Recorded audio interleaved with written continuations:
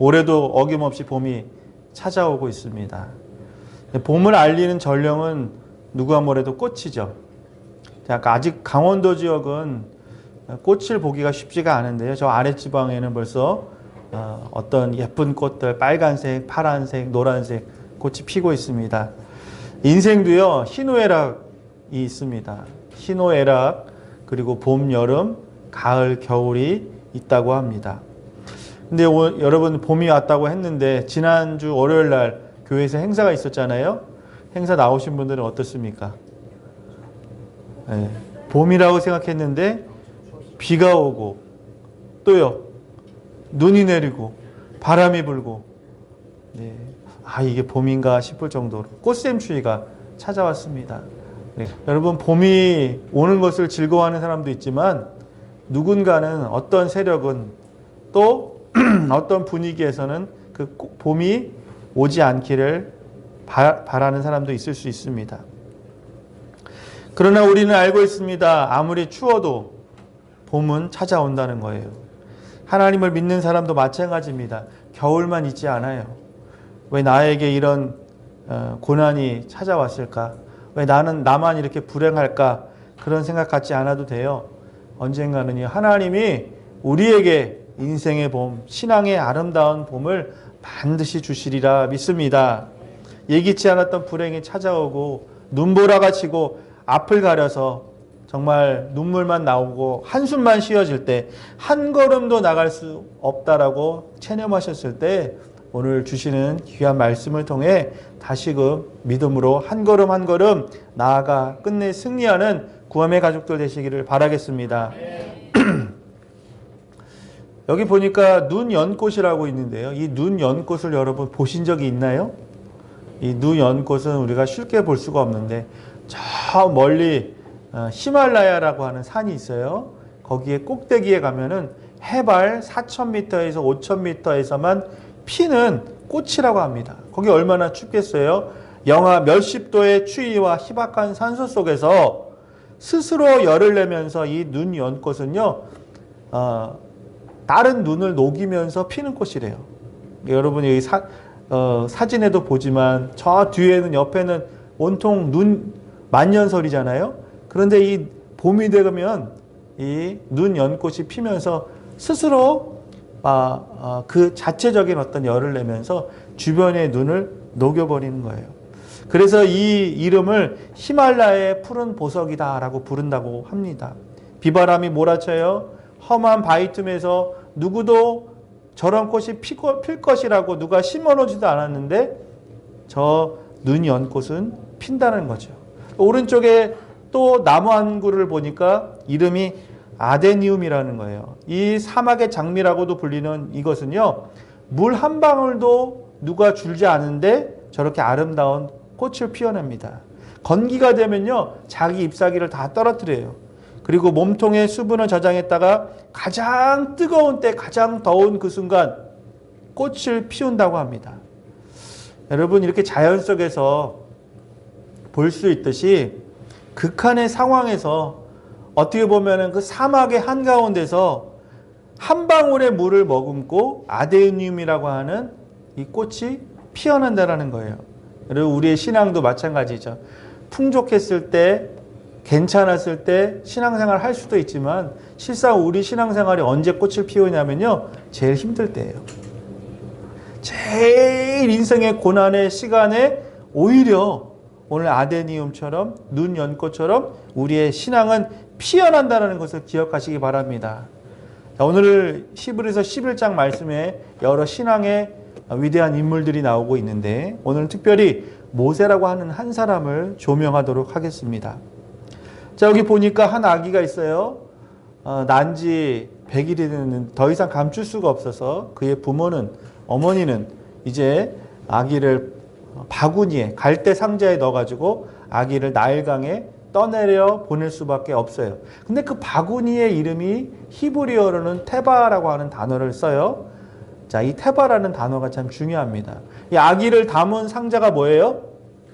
그래요, 갈대 상자. 그걸 가리켜서 테바라 그러는데, 이 테바는요, 노아의 홍수에서 나오는 그 방주가 또 테바예요. 그리고 이것이 역사적으로 신앙적으로 흘러가다 보면 연결되는 연결고리가 뭐냐면은 하나님의 임재를 상징하는 성막, 성궤라는 거예요. 성막, 그리고 그 법궤라는 거예요. 하나님의 말씀이 담아져 있죠. 그렇죠. 이 아기는 갈대상자니까 여러분 갈대상자는 물이 숭숭 들어오잖아요. 그렇죠? 그런데 거기 이 테바에 넣었던 아기가 물에 빠지거나 침몰하지 않고 결국에는 어떻게 됩니까? 이집트의 공주에게 발견이 돼서 결국에는 이집트의 왕자가 되잖아요. 40년 동안 모세는 이 바로의 딸의 돌봄을 받고 이집트의 왕자로서 살아갑니다. 최고의 교육을 받았어요. 이제 바로가 서거하고 나면은 자신이 왕위에 오를 수 있는 서열 위에 서 있는 사람이 바로 모세라는 거예요. 자, 그런데 자신의 민족에 억압받는 것을 보고 부지간에 살인을 저지릅니다. 그리고 나서 살인자로서 도망자로서 간 곳이 바로 미디안이죠. 여러분 미디안에서 40년이라고 하는 세월을 보냅니다. 말이 좋아 목자이지 평생의 왕자의 삶에서 목자의 삶은요 한마디로 말하면 날개 없는 추락을 한 거예요. 예, 연예인들이 우리가 아는 있는 유명한 연예인들 있지 않습니까? 그 연예인들이 정말 나쁜 길로 빠지잖아요. 그렇죠? 우리가 생각했을 때 뭐 약에 손을 댄다든가 최악의 경우에는 뭐 목숨을 끊는다든가 그런 일들이 우리 뉴스에서 너무 많이 보잖아요. 그런데 왜 그런 일들이 겪어지냐면요. 최고의 높은 자리에 경험하고 나서 평범한 삶은요 감당을 못하는 거예요. 우리가 생각했을 때 야, 저 정도면 잘 사는 거 아닌가? 야, 저 정도 누리고 살면 우리가 봤을 때는 꽤 괜찮은데? 그런데 그가 경험한 거는요 최고의 황홀경에서 그 무대에서 박수갈채를 받다가 그냥 일상에 내려와 있는 평범한 일상은 견딜 수가 없는 거예요. 바로 모세가 그런 환경에 지금 놓인 거예요. 그때 당시에 최고의 나라인 이집트, 애굽에서 왕자의 삶을 살다가 지금은 어디입니까? 미디안에 아무도 모르는 양의 그 똥을 치우는 양의 털을 깎고 있는 그런 무명의 삶을 살아간다는 것은 쉬운 것이 아닙니다. 자, 그런데 하나님은요, 그 40년 광야의 생활 가운데 모세를 버려둔 것이 아니라 모세를 찾아오셨다라는 거죠.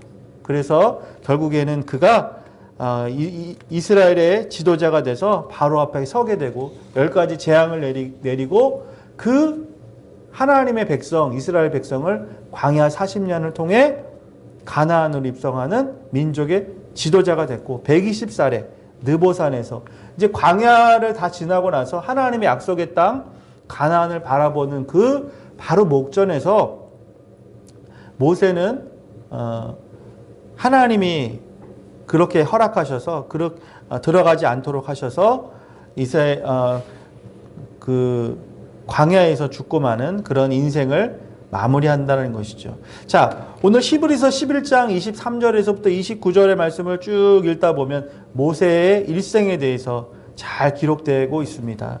무시당하고 있는 이스라엘 백성들을 보면서 눈 한번 질끈 감으면 그냥 또 호의호식하면서 살 수 있는 거예요. 그런데 눈을 뜨고 보니까 자기 민족이에요. 우리 아버지 친구예요. 그런데 채찍을 맞고 억압을 당하고 억울한 일 당하니까 가만히 있을 수가 없는 거예요. 의에 분노가 나니까. 그러니까 그의 이집트인을 쳐서 죽이게 되는, 그래서 땅에 묻고 도망가게 되는 그런 상황에 펼쳐졌다는 거죠. 여러분, 신앙은요 끊임없는 선택의 길입니다. 내가 나의 유익을 택할 것인가? 하나님의 영광을 위해서 살 것인가? 내가 나의 시간을 나만을 위해서 나의 유익을 위해서 쓸 것인가? 하나님을 위해서 봉사하는 데 시간을 쓸 것인가? 나에게 있는 이 물질을 내 배를 채우는 데 쓸 것인가? 아니면 하나님의 교회를 더 윤택하게 하는데 사용될 것인가? 여러분, 하루에도 수없이 많은 선택의 기로에 있다라는 거예요. 그런데 모세는 어떤 선택을 했냐? 하나님과 하나님의 백성과 함께 하기를 선택했다라는 거예요. 여러분, 그것이 바로 민족의 지도자가 되는 가장 중요한 하나님의 그가 선택되는 잣대가 됐다라는 것이죠. 주님을 위해서 작은 것이라도 드릴 수 있는 그 사람은요, 하나님이 보셨을 때는 그 사람의 필요를 하나님이 반드시 채워주십니다. 모세가 자기의 배를 채우기 위해서 자신의 자리를 지키기 위해서만 살았다면요, 민족의 지도자는 되지 않았을 겁니다. 그들은 지금까지도 정말 노예로 살아갈 수 있는 그런 형편이 될 수도 있었다라는 거죠. 그런 민족의 지도자가 될 수 있는 기회가 없었다는 것입니다. 나에게 가장 소중한 것이 무엇인지 누구보다 잘 알고 계십니다. 내 마음의 중심을, 내 가지고 있는 최고의 것을 하나님께 드릴 수 있는 그런 믿음과 용기와 결단이 있는 사람은요, 하나님이 반드시 그의 인생을 꽃피우게 하실 줄 믿습니다.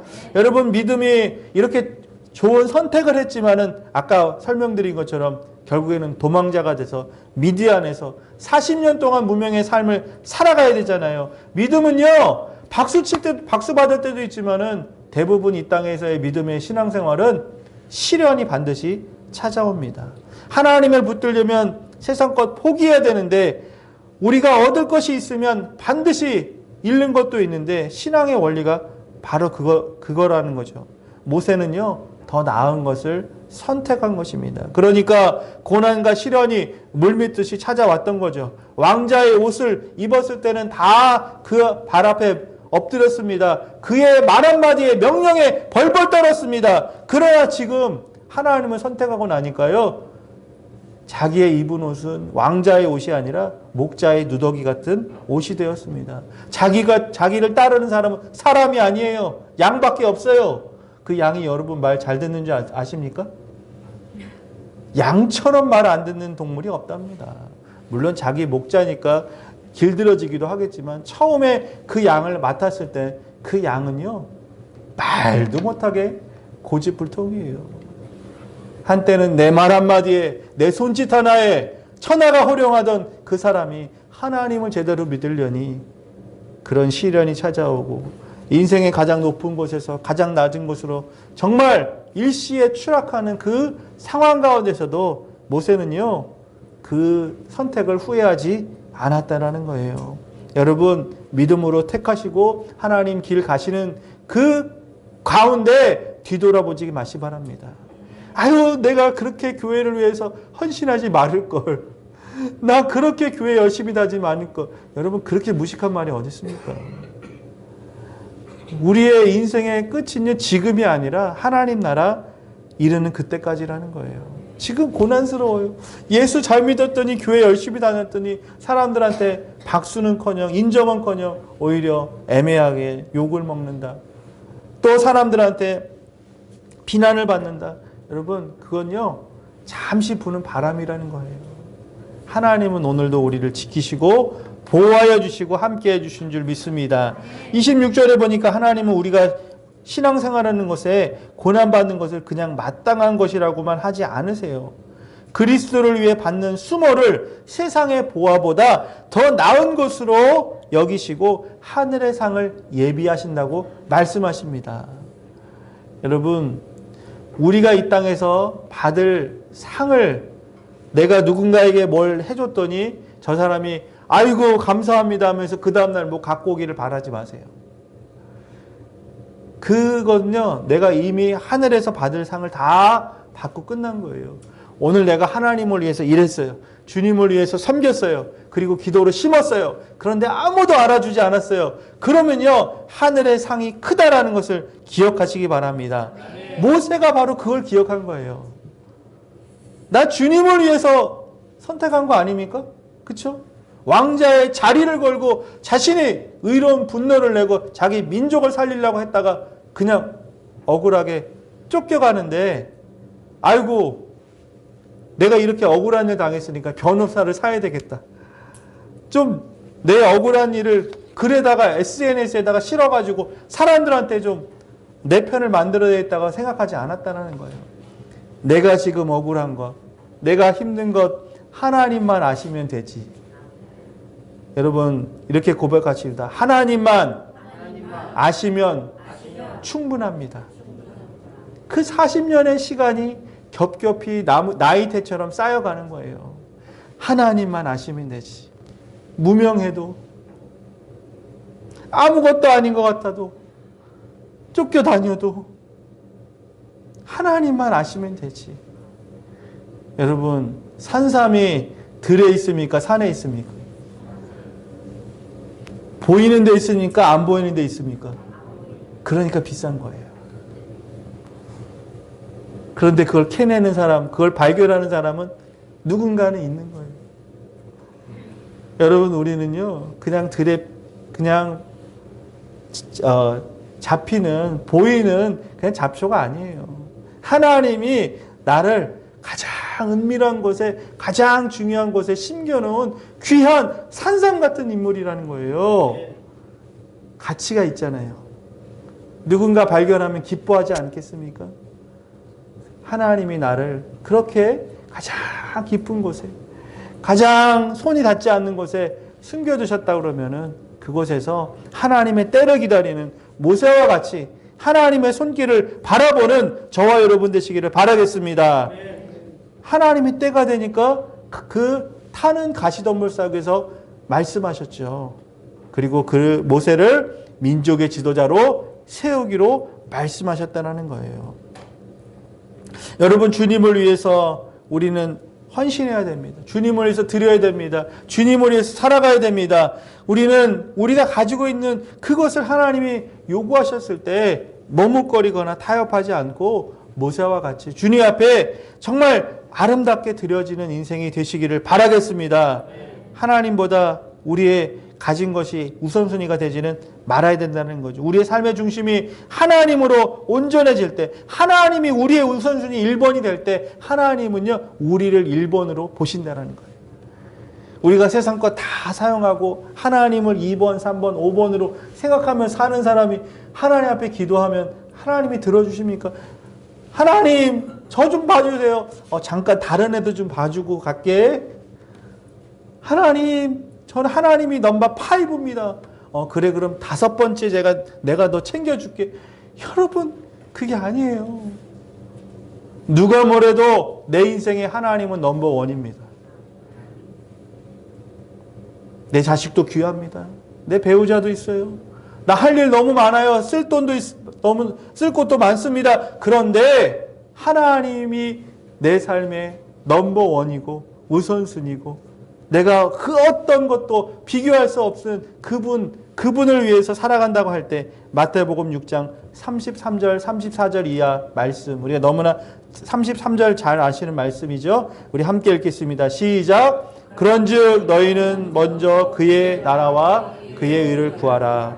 그리하면 이 모든 것을 너희에게 더하시리라. 여러분, 이게 바로 삶의 우선순위라는 거예요. 우리가 해야 될 일 많고 우리가 신경 써야 될 일, 돌봐야 될 일 많지만 하나님은요, 먼저 그의 나라 그리고 그의 의를 구하라고 말씀하십니다. 그리고 약속하십니다. 모세에게 약속하셨던 것처럼 너가 나를 위해서 살아갈 때 내가 세상에 줄 수 없는 보화, 하늘의 천국의 보화를 너에게 주겠다라고 모세에게 약속하셨던 것처럼 오늘 예수님께서도 우리에게 주님을 먼저 생각하고 주님을 앞자리로 놓고 주님을 제일 그 1번으로 놓는 그 사람에게는 이 세상의 것, 하늘의 것 겸하여서 다 주신다고 약속하였사오니 여러분, 우리가 근심할 게 뭐가 있어요? 하나님을 위해서 살면 이 땅의 것도 다 책임져 주시고 미래의 것도 책임져 주시고 현재의 것도 하나님 다 책임져 주신다면 여러분, 이것만큼 우리가 수지 맞는 장사가 어디 있습니까? 무엇보다 주님을 위해 사는 올 한 해가 되시기를 바라겠습니다. 우리 신앙인은요, 오늘보다 내일을 더 기대하면서 사는 거예요. 오늘은 내 마음대로 안 될 수도 있죠. 지금 보여지는 것, 잡히는 것 없습니다. 오히려 악순환이 반복되는 것 같아요. 실패한 인생의 흔적들로 말미암아 넘어져 있습니다. 큰 병을 얻었어요. 금세 죽을 것 같은 공포도 엄습합니다. 그러나 여러분, 우리는 믿음의 사람이라는 것을 기억하시기 바랍니다. 믿음은요, 불가능을 가능하게 하는 거예요. 오늘 히브리서 11장에 나오는 위대한 신앙의 인물들의 공통점은 바로 현실을 뛰어넘는 미래의 믿음을 바라봤다라는 거예요. 여러분, 지금 내 속 다 열어보면 온전한 사람 있습니까? 다 나만큼 또 다른 사람만큼 나는 다 짐을 지고 가는 거죠. 남들은 내가 웃고 있으니까 저 사람은 고민이 없겠구나, 저 사람만큼 살면 좋겠구나라고 생각할 수 있지만요, 실상 내 한꺼풀만 벗겨보면 나만큼 지금 불행한 사람이 누가 있어요? 그렇죠? 그런데 하나님은요, 그 지금의 현재의 고난을 묵상하기보다는 미래에 하나님께서 함께 하시고 그 고난 너머에 우리에게 주실 큰 복을 바라보는 자를 주님은 찾는다는 거죠. 여러분, 모세가 홍해를 건널 때 어땠습니까? 앞에 바다가 있었잖아요. 뒤에는 애굽의 병거가 쫓아오고 있습니다. 앞으로 갈 수도 없어요. 뒤로 물러설 수도 없습니다.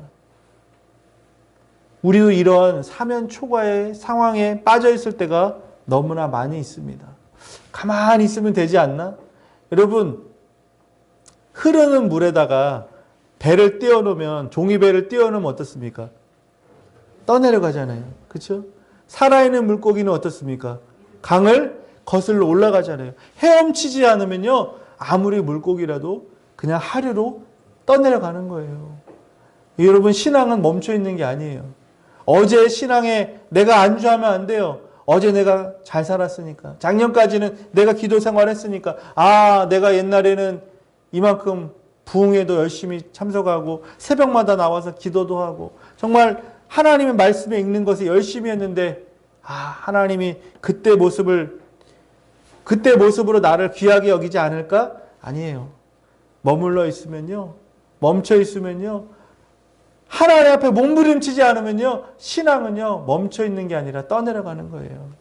오늘의 신앙을 사시기 바랍니다. 오늘 나에게 주시는 이 말씀이 레마의 말씀으로, 오늘 하나님이 내 귓가에 들려주시는 하나님이 꼭 맞춤의 그 말씀으로 들려주시기를 바라겠습니다. 모세도 그런 홍해 앞에 다다른 것이 경험되어진 게 아니에요. 훈련되어진 게 아니에요. 오늘 나에게 주어진 새로운 도전이고 큰 위기예요. 그때 모세가 한 게 뭡니까?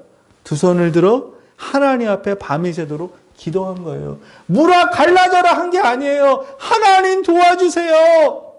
두 손을 들고 기도한 거예요. 그러니까 하나님의 방법은 동풍이 불어서 큰 바람이 불어가지고 그 홍해의 물이 한쪽으로 쌓이게, 벽처럼 쌓이게 하신 거예요. 모세의 계획이 아니라니까요. 기도한 것밖에 없어요. 하나님 앞에 반응하는 거예요. 그 나머지 결과는 어떤 일이 벌어질지는 하나님만 아시는 거예요. 여러분, 큰 질병에 내가 걸렸다고 가정해 보십시오. 의사는 위기입니다. 오래 살지 못할 것 같습니다. 그런 진단을 할 수 있죠. 그런데 우리는 모세처럼 기도하는 거예요. 베드로처럼 예수님이 걸어오라 그러면 따지지 않고 풍랑 보지 않고 주님 바라보면서 걸어가는 거예요. 그러면요, 주님의 손이 나를 지키십니다. 물에 빠진 이유가 뭐라 그랬어요? 베드로한테. 내가 나를 보지 않고 풍랑을 바라보고 두려워서 그 풍랑을 바라보다가 빠져버린 거잖아요. 키에르케고르가 쓴 죽음에 이르는 병이라는 책이 있습니다. 여러분, 인간이 왜 죽을까요? 인간이 왜 죽습니까? 이 책에 보면요, 인간의 가장 치명적인 병은 희망을 포기하는 거래요. 내가 진짜 병들어서 죽는 것도 있어요. 그렇죠? 사고를 당해서 죽을 수도 있어요. 내 수명이 다해서 죽을 수도 있어요. 그런데 이 책을 쓴 키에르케고르는 뭐라고 얘기하냐면, 우리의 삶이 진짜 숨을 쉬고 살아가는 그 사람도 희망이 없는 사람은 죽은 거라는 거예요. 여러분, 우리의 희망이 뭡니까? 믿는 사람의 소망은 무엇입니까? 맞습니다. 주님 바라보는 거예요. 주님의 나라를 기대하는 거예요. 이 땅에 소망을 두는 것이 아니라 죽음 저 너머에, 나의 인생 저 언덕 너머에 보이지 않는 하나님의 세계가 있다는 것을 믿고 오늘을 견디고 인내하고 살아내는 거예요. 어떤 고난이 찾아올지라도 여러분 넘어지지 마십시오.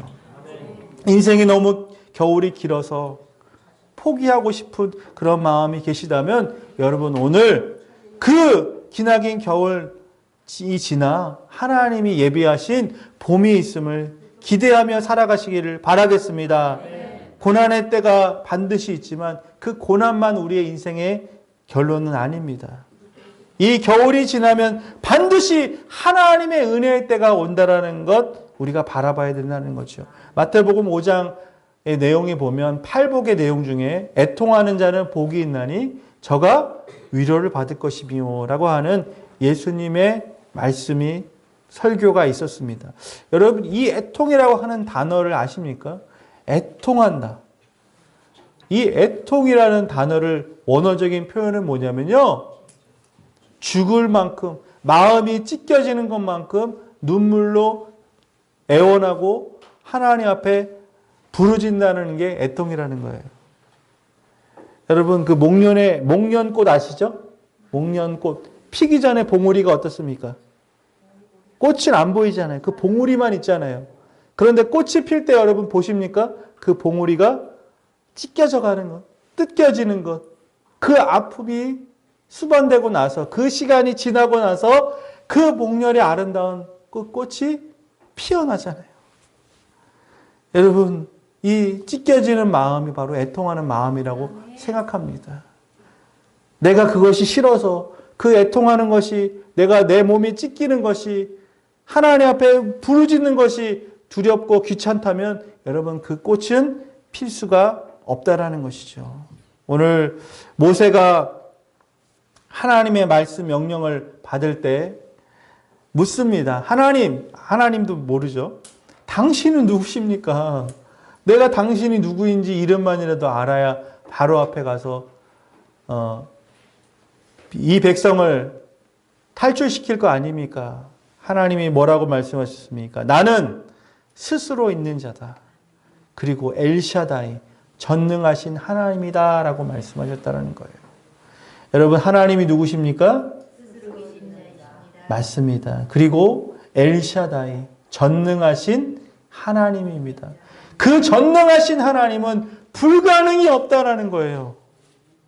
여러분 죽은 자도 살아나는 것이 하나님의 역사입니다. 여러분 죽은 자도 살아나는데 병든 것 하나님 봤을 때 큰일 아니에요. 우리는 죽을 병 생겼다 그러면 다 죽었다. 큰일 났다. 이제는 소망이 없다. 그렇게 생각하십니까? 여러분 엘샤다이의 하나님은요. 병든 자를 고치는 하나님이에요. 눈먼 자를 뜨게 하시는 분이에요. 안진뱅이를 일으키시는 분이에요. 그분이 의사를 붙여주시는 분이 아니라 그분이 하나님이시기 때문에 그 자리에서 그 순간 하나님을 믿을 때 나음을 주시는 분이 엘샤다이 하나님인 것을 믿으시기 바랍니다. 내 안에 영적인 목마름이 있습니다. 해결되지 않은 고통이 지금도 있어요. 도무지 희망이 보이지 않는 그런 긴 터널을 보내는 분도 계시리라 생각합니다. 그러나 여러분 기억하십시오. 살아있으면 봄은 옵니다. 여기서 살아있다는 게 뭐냐면 내 안에 하나님이 계심을 믿는다라는 거예요. 시간 지나면 해결된다는 게 아니에요. 여러분 우리의 신앙에 우리의 마음에 하나님을 담고 하나님을 믿으시고 그 하나님 안에서 애통하는 마음을 가지고 살아갈 때 내 문제 해결됩니다. 내 이웃의 문제도 해결됩니다. 하나님께서 우리 구함 공동체 안에 여러 가지 해결되지 않은 많은 어려움들, 고난들 이 모든 것도 지나가게 하시고 아름다운 봄에 하나님 안에서 활짝 웃는 우리의 영적인 기쁨을 함께 나누는 그런 날이 어서 오기를 기대하겠습니다. 기도합니다.